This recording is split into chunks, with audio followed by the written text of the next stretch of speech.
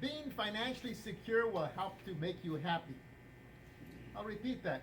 Being financially secure will help to make you happy. Right away, somebody will say, money doesn't make you happy, and that may be true, but money can help you. Let me give you an example. If you are financially secure, you can afford to have your car tuned up, and you feel good, happy that that car is reliable. And when the car breaks down and you need to have it repaired, you'll feel happy that you have your financial resources to repair it.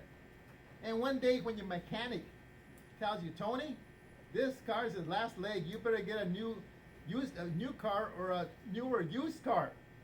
If you have your financial resources to replace that car and not affect the budget, I think that would help you to be happy.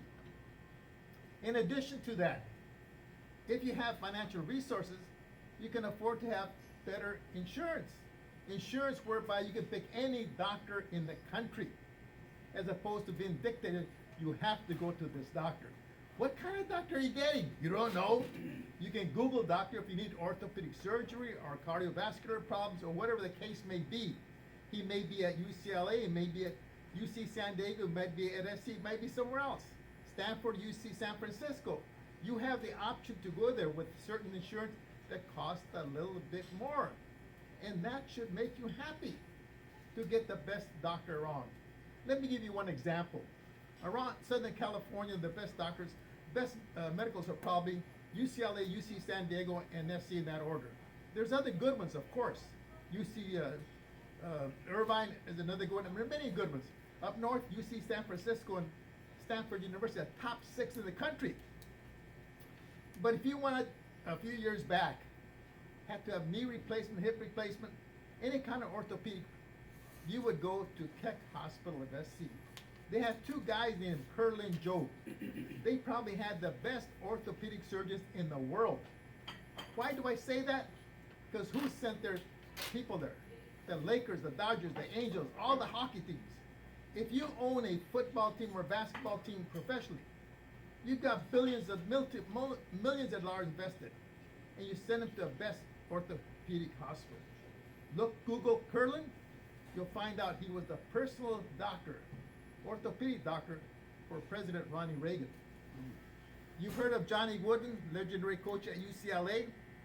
Basketball teams won endless number of titles. Sitting right there next to the UCLA Medical School. Where did he send his athletes? Keck Hospital. See.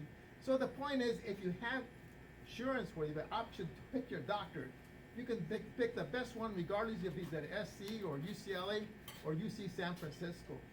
And that should make you happy. Also, it gives you the option to buy a house where you want, regardless of the cost. You may wish to be by your work. If the house is more expensive there, you have a good financial situation, you can buy it. Or you may want to buy a house in a school district where your children want to go. Or you might want to buy a house in a better neighborhood. Having those options should make you happy. And how do you become financially secure? Well, if you're fortunate enough to have a high-paying job where you work only 8 hours, you're very fortunate. In my work career, I saw very few guys who only worked 8 hours a day. Bill Rhodes was one of the few guys, MIT graduate with honors. And most everybody else, even the ones who had advanced degrees are very smart, worked extra hours. I worked extra hours, extra days. I had a roommate from Cal Berkeley, master's degree. He was 9 to 5 guy, they fired him. I had another roommate that had triple degrees in engineering. He messed up a machine and they fired him on the spot. So in most cases, you have to work extra.